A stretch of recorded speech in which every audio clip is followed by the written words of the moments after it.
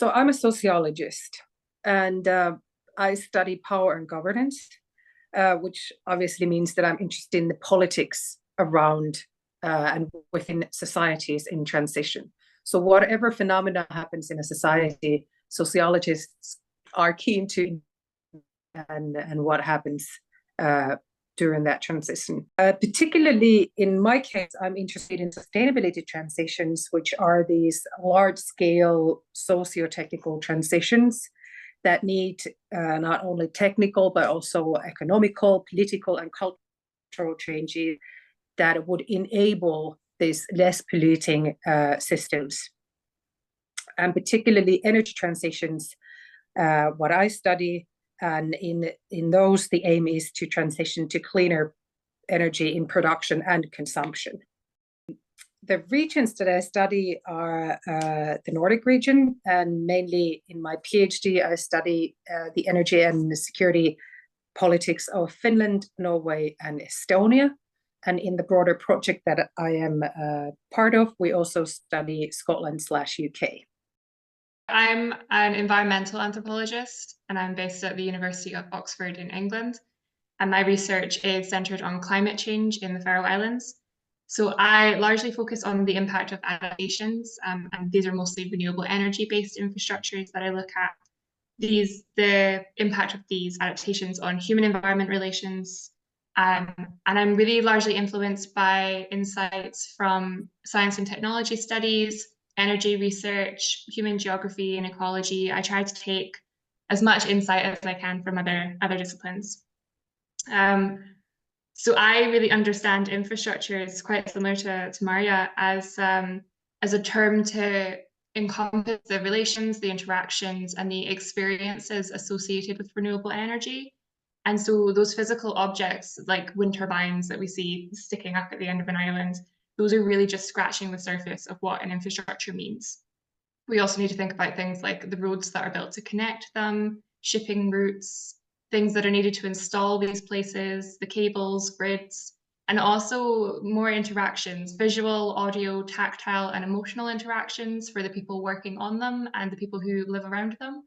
And also energy and relations like waste, land use, and social changes, and like so much more. It's a really big term.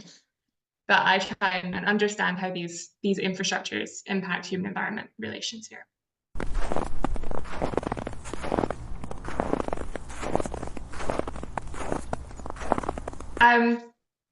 So I obviously work in the Faroe Islands, and they sit in an interesting position where they're climatically subarctic. They are below the Arctic Circle, and so they sit in a kind of peripheral space where they're not really Arctic per se, but they're too remote, they're too cold, and they're too northern to really class as anything else, I think.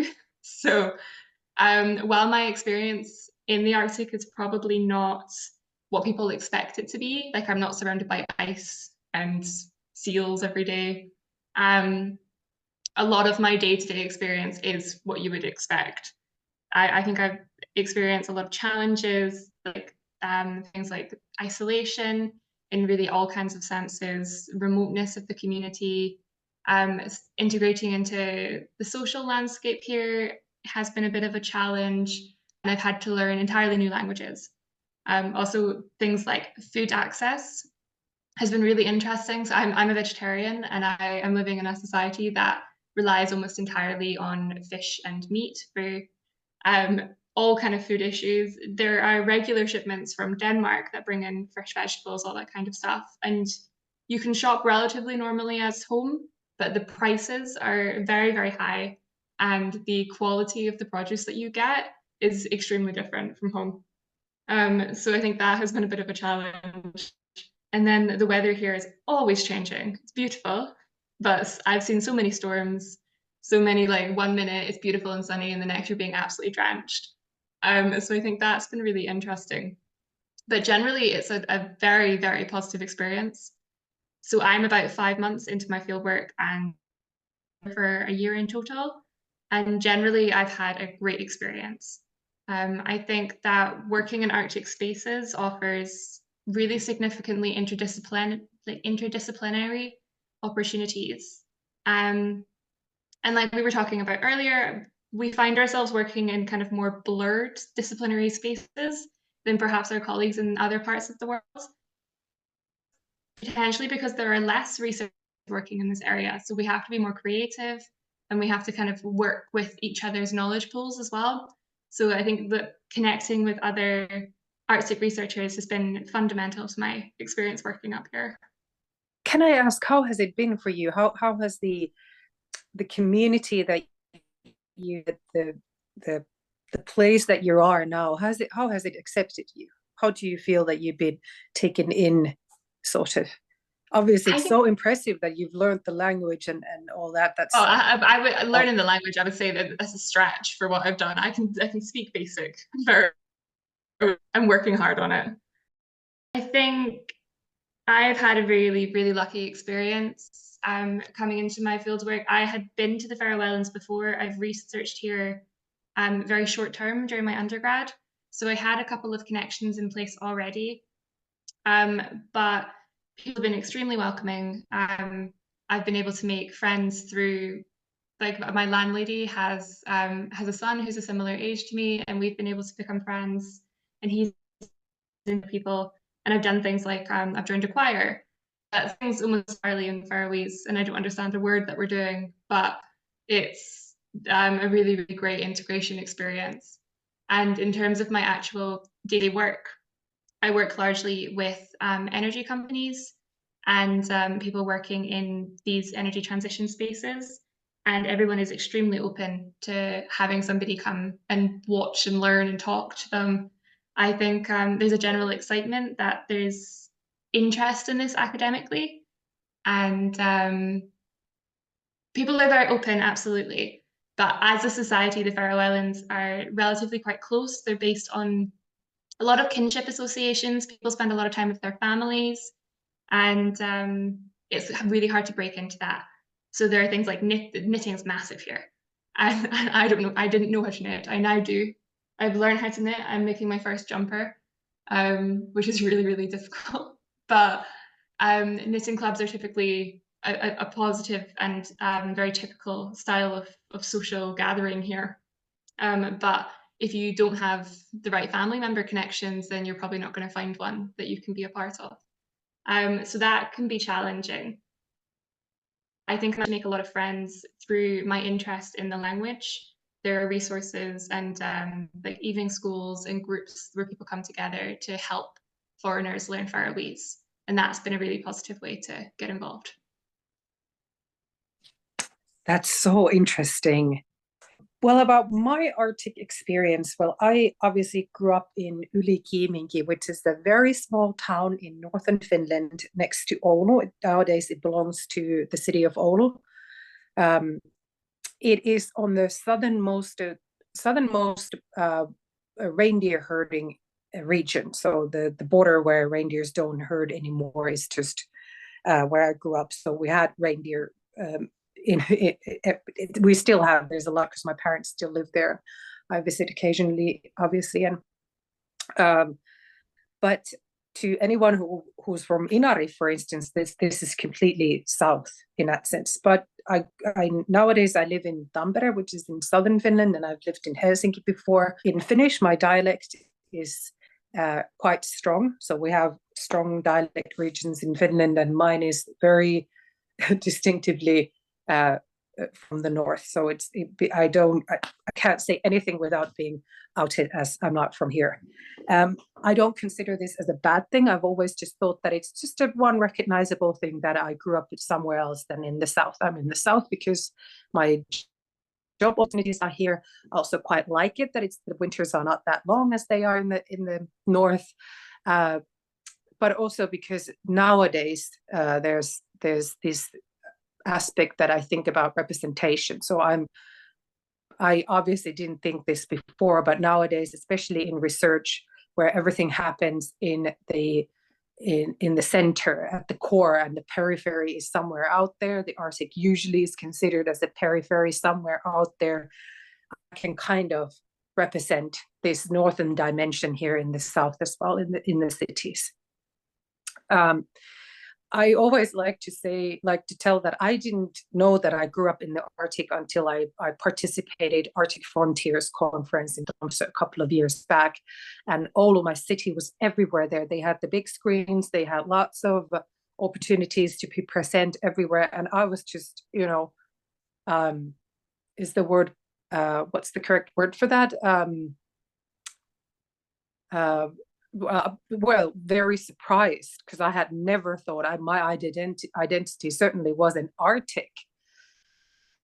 I go and visit schools, for instance. It's one way of engaging with the society while being a researcher. And for instance, a couple of weeks back, I was in Oulu in a couple of high schools, and I asked the students there that did they know that they grew up in the Arctic, and they had no idea. But that just brings you the fluidity of the concept Arctic. That what does it mean? Who is it for? Why do we use it? And of course, it's so economically beneficial now to define Oulu as an Arctic city, because it's one of those really good, developing, economically independent and financially very interesting regions where industry is growing and wants to grow even more in multiple different sectors. Also, I've studied in University of Lapland. I started my university in Aberdeen, and after the first year, I went to University of Lapland, and I finished my bachelor's thesis there in sociology. And I always thought that that's also quite north, even though it's like from Oulu. But once again, if you talk to someone who's from Inari, this is completely south to them as well. It's a city as such. It's a little bit surprising to me now that I am studying Arctic issues, and I wish to do in the future as well after my defense, because when I was in Lapland, I always considered that perhaps this is not my field. It seems that there's so many people who are actually from these really northern regions who could do that. But now, of course, I see that there's room for all of us, that you don't have to be there to be able to study that, and so on. So those are some of my thoughts about it. Yeah, but I did wanted to mention this representation that nowadays is quite important. Not only obviously academics, but politically, economically, all these issues.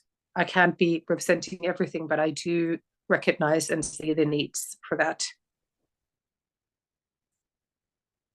I'd love to ask about your sense of identity. Like you say, you didn't identify as Arctic until you went to Arctic Frontiers. I'm wondering, has working on Arctic issues changed your sense of identity and connection to that word? Well, actually, that's a very good question. And I have thought about it, that no, it hasn't changed, because I grew up in this small village, and well, my father is a hunter and a fisher, so I grew up on moose meat, and we always had lots of, it was very like this hunter-gatherer lifestyle anyway, which is oftentimes the lifestyle that is connected to the northern regions and the Arcticness in that sense. So no, I don't think it changed at all. My father still hunts, he still fishes 3 times a day. He supplies all of I have 3 siblings, so he supplies for all of us, and my parents pick a lot of berries, and it's very, in connection with the nature kind of lifestyle. So no, I don't think it changed. I just became aware that other people may define it in a different way. I just always thought that this is, normal village life, and that's it. I think identity is often an interesting question, because it can be defined by what other people think of us more than what we think of ourselves a lot of the time. Yeah, that's interesting. By the by.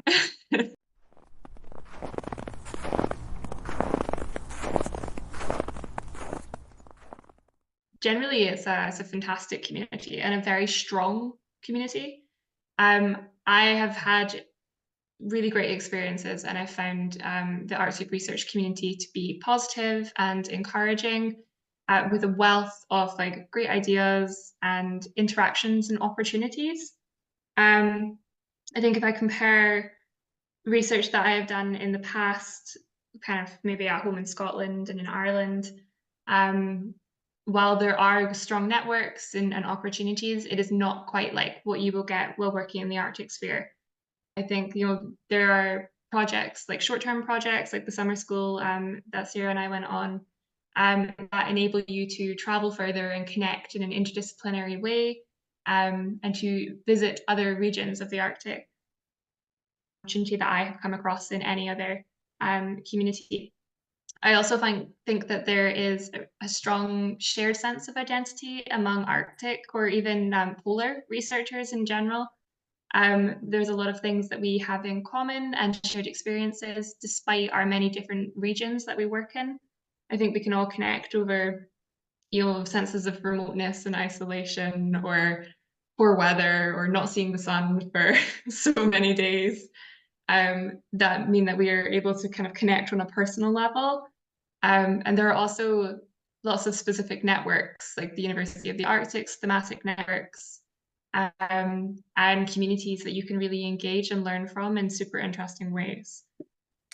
Yeah, totally, and I agree fully that it's very welcoming. I think that the research community is maybe in plural communities that I've met in relation to Arctic issues. People are very open to help you. They're very open to share what they have going on at the moment, and maybe I think that the best word to describe it is people are very enthusiastic about what they're doing. Obviously, maybe researchers in general are quite enthusiastic about their work. So if you want to hear what a person is researching, they will definitely talk about it, which is very nice. But I think that in general, this whole Arcticness and this whole area and any phenomena related to that are issues that are intriguing to so many people, and the connections are so clear. So it's impossible to just restrict yourself to one issue, because you kind of have to take the whole into it one way or another as well. And then I also think that when it comes to working with Indigenous people and in Indigenous communities, we obviously know that this is one of the most, if not the most, researched area or researched communities in general.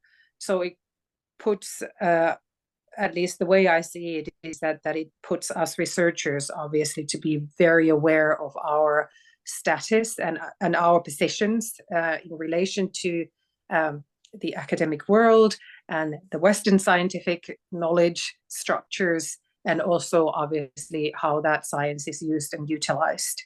So that's something that I think about all the time when we discuss issues related to the Arctic regions. So in general, my approach to life is that it's really important to be respectful, but when we are working with living, breathing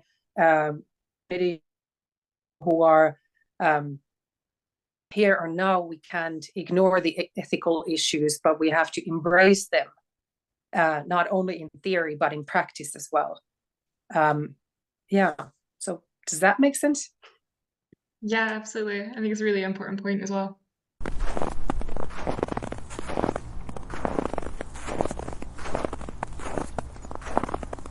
Well, I would say that be open, not just to the topics and the phenomena that you've decided to pursue, but also the plans that you've made. Anything can happen. So it might be for the better or for the worse, but usually change, the way I see it, is for the better eventually. So be open to also to change your own attitudes, your own perceptions, your own just concrete plans as well.